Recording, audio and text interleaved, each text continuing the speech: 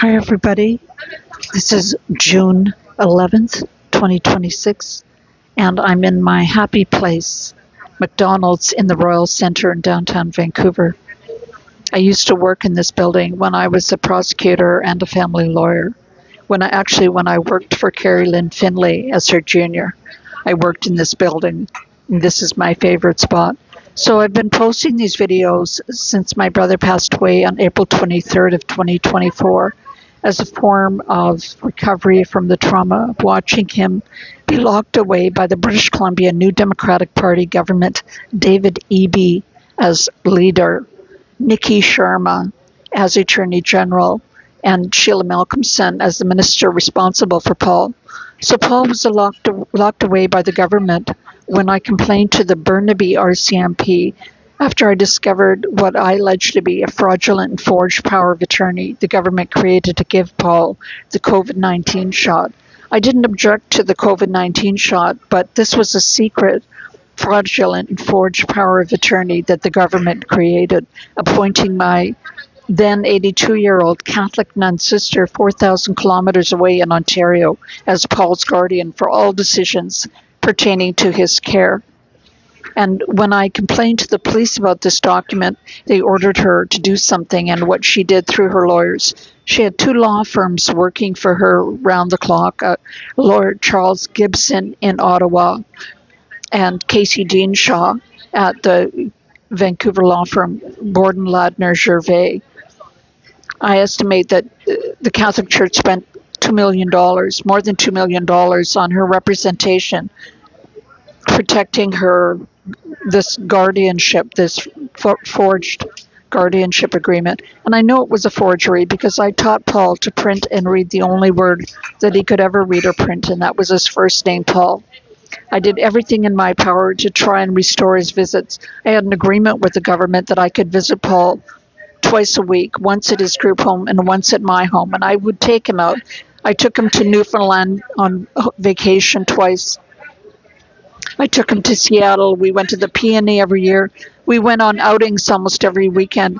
I was his last surviving local family member and visitor, and he was my last surviving local sibling. My parents have passed away, and I'm the eighth of 9 children. Paul was the ninth of 9 children. So we were all we had. And the government ordered, as I said, the government ordered the nun to do something. And what she decided to do was permanently terminate my visits with Paul. Eventually, they let us have a 10-minute telephone call once a day, and he begged me to visit him.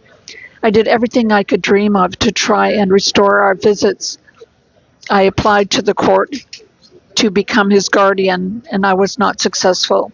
I applied to, and as I said, I complained to the Burnaby RCMP about this fraudulent and forged power of attorney.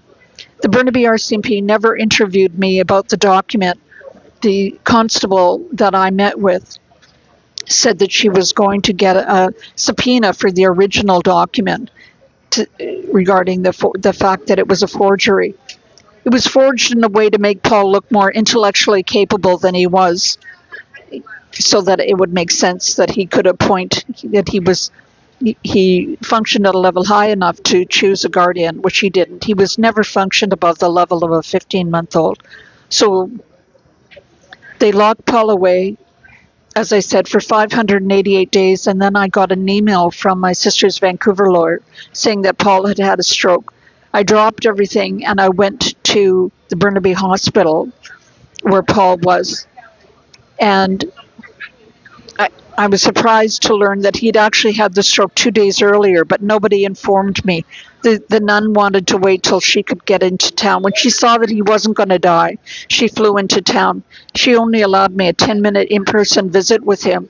And the only reason she allowed me to meet with him in person was that I wouldn't be able to get a sample of his signature, an authentic sample of his signature. Paul appeared to me to be recovering remarkably well. He sat up, grabbed a book from my hands, turned the pages perfectly, looked at the pictures perfectly, made good eye contact, and when I said my name, he squeezed my hand so tight I thought he was going to crush it. So I was surprised at how well he was recovering. On April 21st, after he'd been there for a few days, I got a telephone call from the Burnaby RCMP, and they said they'd been ordered by their Ottawa Oversight Agency to reopen their investigation into what I alleged to be a secret, fraudulent, forged power of attorney. And I was so excited because all of my efforts had failed to try and restore his visits, and I thought, finally, somebody's listening. I went to court the next morning and asked a judge to suspend the nun's guardianship over Paul pending the RCMP investigation, but we didn't get on. And when I got back to the hospital and I went into Paul's room, the nun met me at the door. She wouldn't look me in the eyes. She just said, "Say goodbye to Paul. He's dying," through gritted teeth. And when I looked at him, I could see that all his medical supports had been removed. He'd had a ventilator and an oxygen mask, intravenous, but everything had been removed, and he was lying completely still on the bed. It appeared to me at that point that he was already dead. His eyes were wide open, and his pupils were dilated and fixed. His hand was completely still. I got an email from the nun the next morning saying that Paul had died, but I could come and look at his body. After Paul died, the nun flew in from North Bay, Ontario again for 4 days and had a hearing to have me designated permanently a vexatious litigant.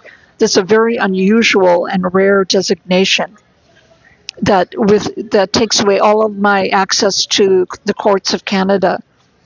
These are the courts that anyone, even from any stranger, anyone from in the world has access to these courts.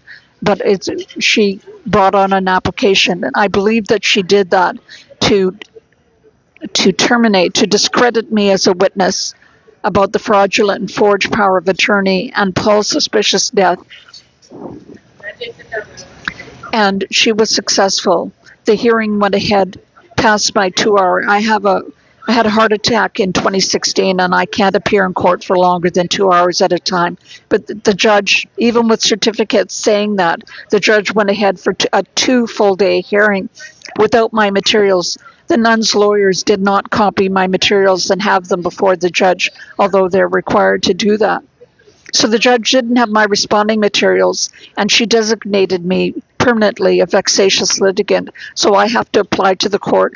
I can't even defend myself. You could sue me, and I couldn't defend myself without permission from a judge. And of course, the RCMP never contacted me again until this past May 28th.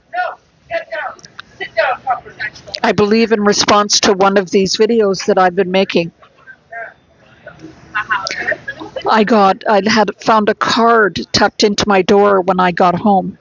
It was from a corporal at the Burnaby RCMP asking me to call her. I was terrified. I thought, what the hell? I didn't know what this, they hadn't contacted me after I had been designated a vexatious litigant. They've never interviewed me at all about anything, not about the fraudulent document, not about Paul's suspicious death. But then 2 years later, after I make these videos, I get a card stuck in my door. And I'll tell you, unless you're on the receiving end of that, you don't know how terrifying it is. I'd never had any... the Burnaby RCMP have never conducted themselves in a professional manner at all, from what I could see. So I tried to retain a lawyer. I called many lawyers, and I had given up, and I actually put my head down on my desk, and I fell asleep at about 3:30 in the afternoon. And all of a sudden, I got this phone call, and it was from a lawyer named Michel Fabre at Pender Litigation, just down at 510 Broad Street, just across the street from where I'm sitting right now. And he said that he'd heard that I was looking for a lawyer. He interviewed me. He asked me to produce documents to him. He called this constable at the Burnaby RCMP that had left her card. She'd come all the way from Burnaby to Coquitlam to leave a card in my door. He spoke with her, and then he got back to me, and he met with me. He asked me all the questions that the Burnaby RCMP should have asked, but never did. And he did a wonderful job. It was like God, it was like an angel had tapped me on the, had heard my prayers and had tapped me. That's exactly the way I felt when I got this call out of the blue. So, Michel Fabre is a new lawyer in British Columbia. He was a prosecutor in Ontario. He's just moved to British Columbia. He's actually from Vancouver Island, from Victoria. But he was in the gov't in law school, which is the top. I was never in the gov't. It's the top moot in Canada. And he met with me right away. He was, like I said, he did all the things a lawyer is supposed to do. He asked all the right questions.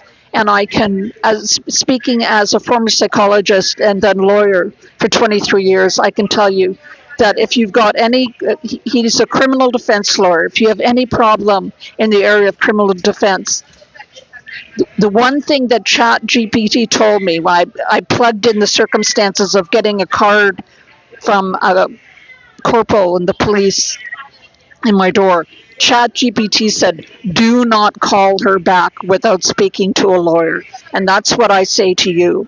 If you ever get contacted or a police officer knocks on your door, or you get a card or even a warrant, do not say one word other than I want to speak with the lawyer. And then speak with the lawyer. And the lawyer that, if you're in Vancouver, in Greater Vancouver, I recommend that you speak with Michel Fabre. And I'll leave his details in the description for this video. So that's where we're at right now. I have applied for reconsideration of my designation as permanent designation as a vexatious litigant. And I'm just waiting to hear back from the judge on whether I'm allowed to apply for reconsideration. That's why I'm downtown right now. But as I said, I had a very good experience. Oh, and Michel Fabre contacted the police for me, and he will be a go-between. So if the police have any questions for me, they have to go through Michel Fabre. So I don't have to worry about that. And it just terrified me. You don't know what it's like until you actually see that card in the door or you get that call from the police. And all I can say to you without equivocation is you must speak with a lawyer first. No matter whether if you think you know what's going on or you don't think what's going on, you think you know what they want to know, speak with a lawyer first. And if you're in Greater Vancouver, speak with Michel Fabre at Pender Litigation. So that's it for today. I'm just going to check and see if I have any news on my application to set aside my vexatious litigant designation. I love you all so much. Please take care.